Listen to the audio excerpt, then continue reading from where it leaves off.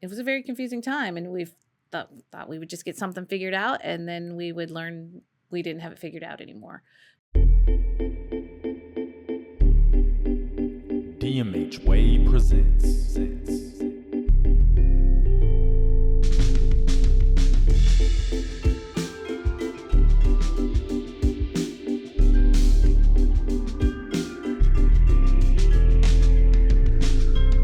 Chat GCG, a DMH Way podcast. Okay, so welcome to Chat GCG episode 2. Here at Chat GCG, we are focused on having genuine conversations on the growth, contributions, and goals of DMH employees. Our goal is to expose you all to the authentically intelligent heroes of DMH employment. So I'm Daishan Knox, Supervisory Specialist, and I am joined here by none other than, I'll let you introduce yourself. Kerri Tesreau, Assistant Director for the department. All right.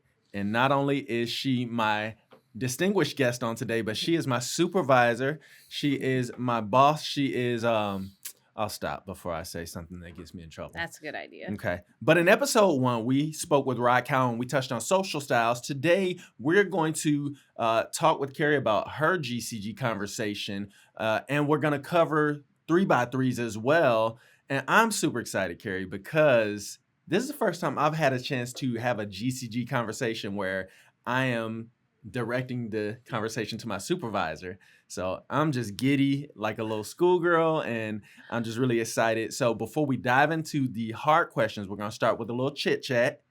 And so we want to know, where do you work? What do you do?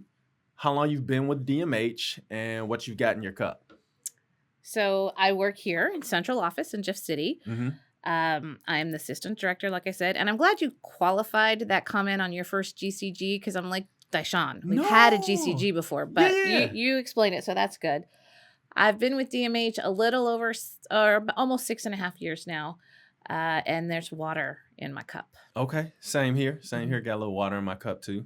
That's good. So now that you're all warmed up, we got the engine running. We did the auto start because we don't have consumers at this facility. Let's get into some of our deeper questions. So when you think about your career with DMH, what would you say would be your biggest growth area? I think learning DMH. So I've spent a lot of time in state government in different areas.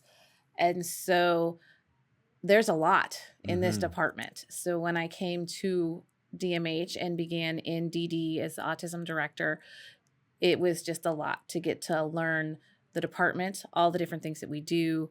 Got to learn a lot about DMH developmental disabilities side. Mm-hmm. And then when COVID hit, I got to learn about the whole department very, very quickly. Yeah. So I was temporarily assigned as the COVID lead for the department while I was still the autism director. Okay. So I was doing both of those roles for quite a while, and then transitioned into an assistant director for the department. Okay. Have I ever told you where I first met you? I don't know. I don't think so. Okay, so I first met you. I don't know if you saw me, but I saw you. It was at the AADD conference. Mm-hmm. You were there speaking with Dr.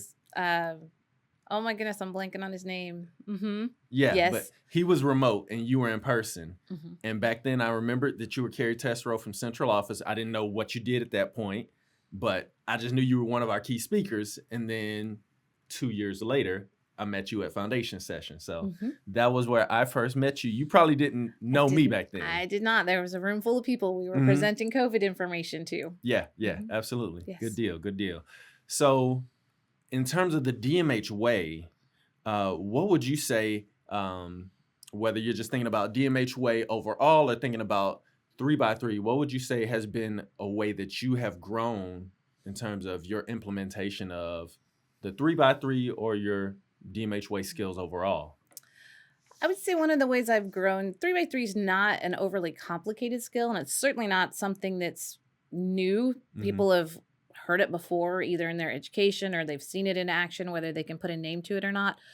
But focusing on the DMH way and the 3x3 with intentionality and reminding myself, I've really kind of retrained my brain to start thinking in a 3x3. So things start coming out in emails, or if I'm putting together a paper or a presentation, I'm like, okay, what's the best way I can make this easily understandable for folks, and Yeah. it's using that 3x3 format. Yeah.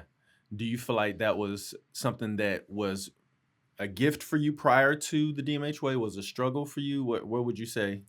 I think I was pretty good with communication and pretty good with organizing things so that they made sense. Mm-hmm. But adhering to that 3x3 philosophy Mm-hmm. makes it even better. Yeah. So it makes my communications more concise. It makes me take a step back when I'm getting ready to put things on paper Uh-huh. and start thinking through it in a 3x3 format so I can actually get to where I want to go faster Right. because I can chunk the things up. I like to do nested 3x3s. So I can Uh-huh. chunk them up into their different parts and then I just continue to think about it in that 3x3 format. Yeah.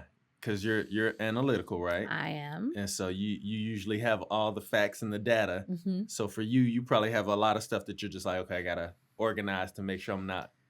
Organize, put it together in its chunks of information, and then delete.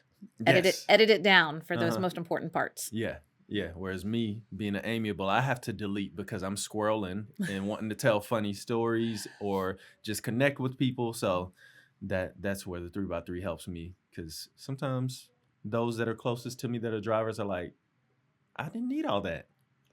Yeah, hurry up and get to the point. Yeah. So I call myself an analytical driver. I have traits of both. Okay. Cool. So let's talk about your contribution. If you were to look back over your 6-year career, you said six and a half? Virgin 6.5, yeah. Okay. Mhm. With DMH, what would you say will be your proudest contribution? I think right now it probably was the work on COVID. So 6.5 years, especially compared to a lot of people at the department, is I'm still a newbie Mhm. in a lot of areas.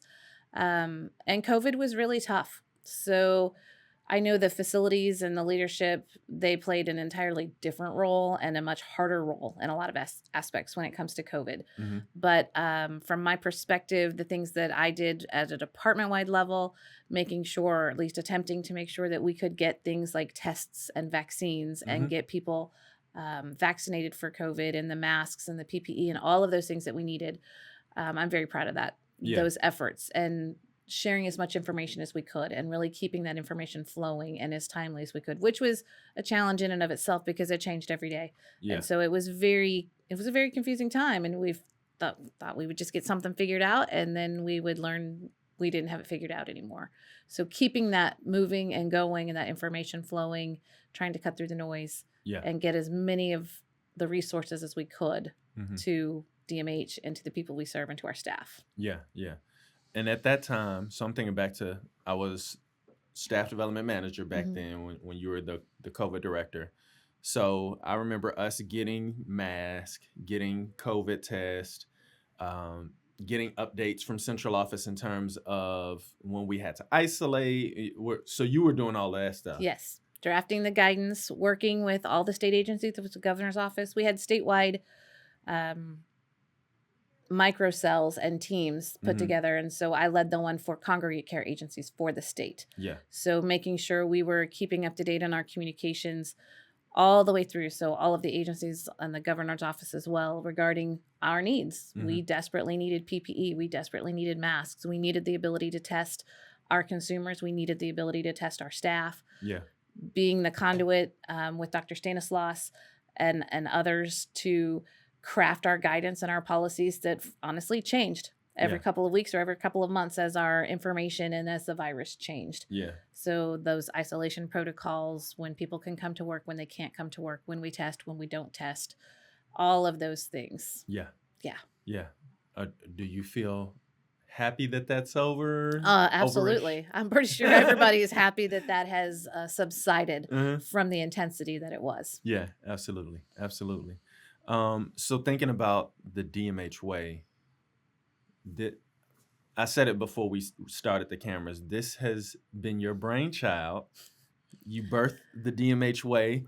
I helped with the implementation. This was Okay. not all of my brainchild. This was not all of my idea to do this. Okay. But I've spearheaded the implementation of DMH Way Okay. for the department. So take me behind the scenes before I ask this question. Mhm. Give me context, because I remember going to foundation session February of 2023. So what was the impetus? Like, who started it? Said let's get the Carden group. Let's do the evaluation of the strengths and gaps of DMH statewide and figure out how we can improve? Like, where did that come from? Well, it was pretty obvious we are struggling. So turnover is high. Turnover is still high. It's better than it was. And clearly with the pandemic, staff were struggling for all sorts of internal and external reasons. And we wanted to try something different. Yeah. Something to support our staff, something to change the way we interact with each other. And we had seen some other agencies and entities, both in state government and outside state government, that was having some level of success. And we thought, we'll give it a try. We haven't tried it before, and we just want to do something to support our staff and to make us better. Yeah, that's awesome. That's awesome. Well, I know people have been feeling the support, and I hope so. I think incrementally we'll be seeing those differences. We'll be seeing the impacts. So thank you for starting this, because it gave me a sense of purpose when I got to be a part of the team. But beyond just getting this, I hate to say initiative, because I know Rod is always talking of this is more than just an initiative. This is a way of life. But we're going to have to find some term that describes what this is. What would you say is your biggest contribution as it pertains to the DMH way? I think it really is just spearheading it and making sure we're setting up a solid foundation of how we implement and how we continue on the DMH way when Cardin is no longer here and helping us, because we've significantly reduced down our reliance on them and have created our ability to really embed this in how we operate with the department as a department, and getting all of those things in place, keeping it fresh, keeping it in front of people, all the work that you guys have done on our DMH way team, and just continuing that. So driving that forward, I think that's my biggest contribution in regards to the DMH way. Okay, cool. All right, so let's talk goals then. Happy New Year. Yes, it is. 2025. Still in January. Haven't even hit very cold. Dr. King Day yet. So I don't know, are you a resolution type of person, or no vision boarding? No, none of that. I don't do any of that. I think New Year's is a false reason to do that. We need to always have our plans and have our goals. We can refresh them, and certainly New Year's is a great time to take a look at them and see if we're on track. But don't wait for New Year's to set a goal. Okay, that sounds good. So what is a professional goal that you have for 2025, which you probably had already in 24? I think a professional goal is to just continue growing and embedding the DMH way, in particular, having the team take more of those responsibilities on, and continue making it fresh and accessible for the whole department. So we're a very, very large department, and it's been focused in certain areas. It's been focused with supervisors initially. In 2025, I'm hoping that we can get, not that we're done with supervisors by any means, and of course we have new supervisors who haven't been able to attend, but that we are opening it up more, and we're getting more opportunities for all staff to attend and start to learn about these tools and implement these tools and make improvements. Absolutely. I think that's something that everybody is looking forward to. You know, whenever we go to facilities, whether we're doing skill ups, we're doing team consultations, people are saying, well, these people haven't been to foundation session yet. These people don't know about the DMH way yet. And I think it's exciting to get it to the people that have gone and to refresh their minds, but also taking those steps that we can to get out to those frontline staff, get out to those case managers, all those people that are doing the boots on the ground type of work that may not get to go to the trainings as much as the managers, the supervisors, those types of people. Yes. Yeah. Absolutely. Yeah, that's awesome. What about personal goals for 2025? What's one of your personal goals? My personal goals, I've got 2 kids in college. It's just to keep getting them through. One's on his last semester. So getting time to spend with them, because neither one of them are in the state. So traveling and keeping those connections up. Yeah, a work-life balance. Absolutely. That's awesome. So I appreciate hearing, because it's one thing to get the directives and know this is the direction our team is going, but I think to peer behind the curtain and see how the sausage is made for you as my supervisor, that's exciting for me, just to see what your planning process is and what you're thinking. So we talked about our skill of the month. We talked about 3x3. You gave us your GCG. Now it's time for the lightning round. Okay. Are you ready? I'm ready. Okay. First answer is your best answer. Don't think too long. You think wrong. Okay. So this is us creating a little bit of fun and healthy division amongst the state. We want to see where you stand, and you're right in the middle of the state. So I am right in the middle. people are gonna be looking to figure out what your answers are. So the Show Me State lightning round: Jack Stack's Barbecue or Emo's Pizza. Well, see, I thought too long. And that's an unfair question because you're comparing barbecue and pizza. I know, but both are sweet and savory at times. I'm going to have to go with pizza. And I do like Emo's. Oh, gosh. I'm judging sorry. everyone who chooses Emo's because I am from Chicago, and that's just not pizza to me. They're all pizza, Daishan. I love Chicago's deep dish pizza, too. Yeah. But, yeah. Emo's makes a mean salad, but that... Maybe in the apocalypse, I'll be eating Emo's Pizza because I'm running from zombies and I don't care. Okay. All right, moving on. St. Louis Zoo or Kansas City Aquarium? The St. Louis Zoo. Okay, tell me why. It's free. It is free. It's one of the best zoos in the country. It is, yeah. And I have fond memories. Went as a child, took my kids over and over again. Yeah. It's a great zoo. That's pretty awesome. I grew up in Chicago where we had 2 zoos, and one was free, one was not. I can't remember, but St. Louis Zoo definitely takes the cake. And plus, little tidbit, I proposed to my wife at the St. Louis Zoo, so it's got a special place in my heart there. It should. Yeah. Okay, Branson or Lake of the Ozarks? Can I skip them both? Why? Because I like more relaxed vacations with fewer people. Okay. Both get very, very, very busy. If you make me pick, I'll have to say the lake because it's only 30 minutes from my house. So it's an easy drive. Oh, okay. And so help me with this because I've been to the Lake of the Ozarks a couple times. Is there a beach there? There actually is. It's a state park, and it does have sand. I don't know that I would go swimming in it. But yeah, they have some beach areas. Okay. I went one time and we went to the beach, and it may have been the wrong beach, and we were like, what? No. I could throw a rock to the other side. Oh, yeah. You were definitely on a small cove. Okay. Yeah, it was bad. So, yeah. Okay. I might need a tour guide next time I go to the lake. All right. Baseball division. Cardinals or Royals? Cardinals. Yes. Go Cards, St. Louis. I like them both. I will never root against the Royals unless they're playing the Cardinals. And then I don't root against them. I just root for the Cardinals. Okay. All right. How long you been a Cardinals fan? Since I was little. Okay. That's what my grandparents always listened to on the radio. Nice. Good. They're from St. Louis, so. Oh, no, I didn't know that. You got roots in St. Louis. Cool. All right. Panera or McAllister's? Panera. Okay. Why Panera? Because I like it better. I don't have any real reason. You just like it better. You like being hungry then?